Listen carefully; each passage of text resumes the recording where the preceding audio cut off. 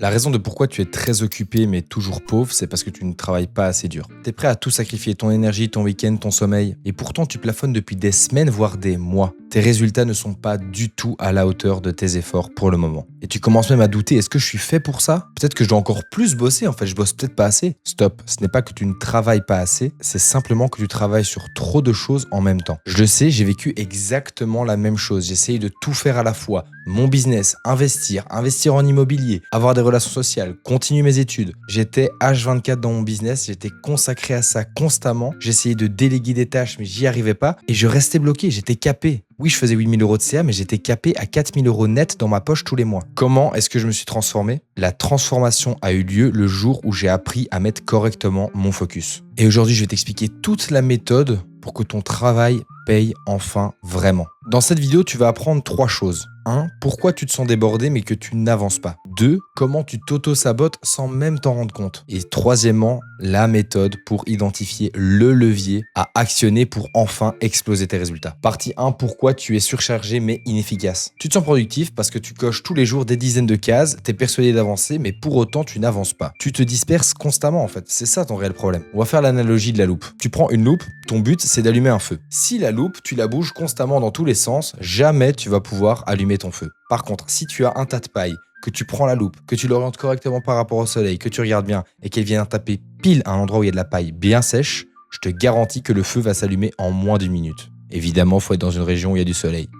Commencez pas à jouer sur les mots, les gars. Mais en gros, c'est pareil pour ton business. Tu peux pas tout faire un petit peu. Et c'est pour ça que tous mes clients voient une évolution folle quand ils viennent me déléguer leur vente. Parce que quand ils essayent de tout faire un petit peu à la fois, ils n'y arrivent jamais. La solution donc, c'est de venir déléguer sa vente à des professionnels, dont c'est le métier, pour qu'ils puissent se reconcentrer sur leur marketing, leurs produits et surtout leurs clients. Et quand ils font ça, on voit leur chiffre d'affaires exploser. Mais pourquoi? C'est logique déjà parce que c'est des personnes bien plus compétentes qui vendent leurs produits. On a certainement pu augmenter les prix parce qu'on a un très bon taux de closing. Et surtout parce que du coup, elles ont pu se reconcentrer sur leur marketing et vraiment se focus là-dedans et donc amener plus de calls, plus de ventes, plus d'argent. On augmente les prix. Et c'est comme ça qu'en moins de 3 mois, nos clients arrivent à atteindre 30 000 €. Donc tu peux pas tout faire à la fois et ça, tu dois te le mettre dans ta tête. Ou du moins, tu peux pas tout faire à la fois correctement. Tu connais la puissance des effets cumulés si tu as déjà investi en bourse, c'est exactement pareil dans ton business. Et tu dois comprendre que tu n'as pas un nombre infini d'heures de relations sociales ou de charges mentales possibles. En gros, pour le moment, tu essayes de faire 4 soirées en même temps alors que tu n'as même pas réussi à remplir une seule de tes salles. Et ça, c'est une erreur classique d'entrepreneur. La dispersion, c'est un truc que je vois partout. Et justement, avoir un regard extérieur sur ton business comme on peut l'avoir avec nos clients, c'est quelque chose qui est sous-coté et qu'on fait pas payer, mais que nos clients adorent. 2. Pourquoi est-ce que ça te garde pauvre? Tu crois que tester des choses, ça te permet de progresser, mais en réalité, tu oublies le coût caché du changement. À chaque fois que tu fais une nouvelle tâche, tu as l'impression qu'en fait, tu es bien meilleur parce que tu as une hype, parce que c'est quelque chose de nouveau, mais le problème, c'est que tu te manges 20% d'inefficacité parce que tu n'as jamais réalisé la chose, donc tu vas chercher et comprendre à comment faire. Du temps d'adaptation pour ton équipe si tu en as déjà une. De la confusion pour tes clients qui comprennent pas pourquoi est-ce que d'un coup on passe de 2 calls par semaine à 1 call par semaine. C'est quoi ce bordel? Ça a été amené de manière beaucoup trop brutale. Et de l'énergie mentale qui est dispersée parce que maintenant tu te dis ah mince, donc mes clients sont pas contents, mon équipe marketing elle arrive plus trop à gérer. En plus de ça, je suis toujours dans l'opérationnel et j'arrive pas à réfléchir à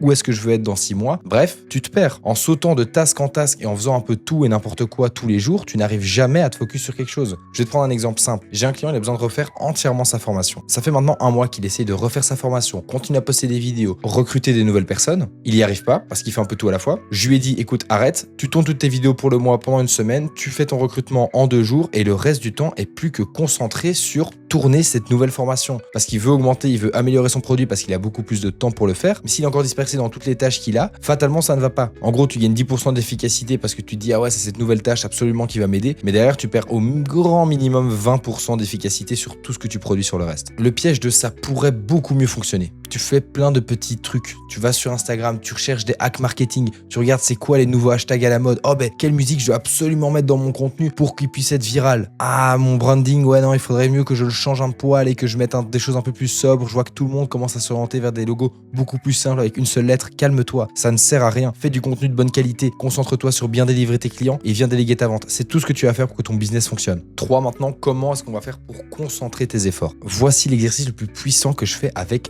tous mes clients. Si tu pouvais ne faire qu'une seule action cette année pour avoir le maximum des résultats dans ton business, ce serait quoi? Est-ce que c'est créer une offre? Est-ce que c'est recruter les gens dont tu as besoin? Est-ce que c'est créer du contenu? Est-ce que c'est refaire ton tunnel de vente? Est-ce que c'est augmenter ton prix? Est-ce que c'est déléguer sa vente? La réponse à cette question, ça va être ta priorité unique sur laquelle tu dois te mettre. Tout le reste, tu dois l'ignorer. Comment est-ce qu'on va appliquer ça? 1. Fais la liste de toutes tes idées et de tous tes projets. Nomme-la, liste des idées tentantes, tu les notes et quand tu auras plus de temps, tu y reviendras. Mais pour le moment, on va se focus que sur ton business. 2. Si je faisais qu'un seul de ces projets, lequel va littéralement changer ma vie et m'apporter le plus dans l'année? Alors évidemment, ne vois pas trop court-termiste, commence pas à te dire bah vas-y, je vais lancer de l'OFM parce que c'est le truc qui peut m'apporter de l'argent rapidement. Non, reste logique, reste sain. Simplement, juste pose-toi et réfléchis dans la liste des projets et des options que tu as à mettre dans ton business, laquelle est la plus prioritaire pour que tu puisses le mieux réussir. Fixe-le comme ta priorité et coupe tout le reste. Recrutement, concentration, focus, cash. La règle d'or de cette vidéo que tu dois vraiment retenir, c'est que ce n'est pas en allant plus vite que l'on va plus loin, mais c'est en prenant la bonne direction. Et c'était le but de cette vidéo, c'est littéralement de te dire ok, mais élimine tout le brouillard mental que tu as, focus-toi sur une chose. Cette chose, si tu dois te concentrer dessus, c'est quoi? Si jamais tu as besoin d'en parler, viens directement m'expliquer sur Instagram à ton sens. Quelle est ta priorité pour le moment et pourquoi? On peut prendre du temps pour en discuter. Je prends énormément de temps pour répondre à chacune de vos questions après chacune de mes vidéos et ça me fait extrêmement plaisir que vous soyez aussi réactifs sur Instagram. C'est moi qui y réponds, il n'y a pas de setter, je l'ai retiré, il est mis chez un client, comme ça c'est vraiment vous et moi sur mon Instagram quand on discute de vos problèmes. Merci d'avoir regardé la vidéo jusqu'au bout. Si vous êtes tenté par déléguer votre vente, vous pouvez également venir me parler sur Instagram. Si vous voulez devenir closer, venez m'envoyer aussi un message. Soyez très concis et précis, décrivez-vous parce que les candidatures où c'est du copier-coller de 15 lignes, on n'en peut plus. Merci d'avoir regardé la vidéo jusqu'au bout les gars, c'était Nathan. J'espère qu'elle a pu énormément vous aider pour le moment dans votre plus gros problème actuel. N'hésitez pas à venir me parler sur Instagram, mettez un like, partagez la vidéo, ça me fait beaucoup de bien et ça m'aide énormément. C'était Nathan, c'est ciao les gars.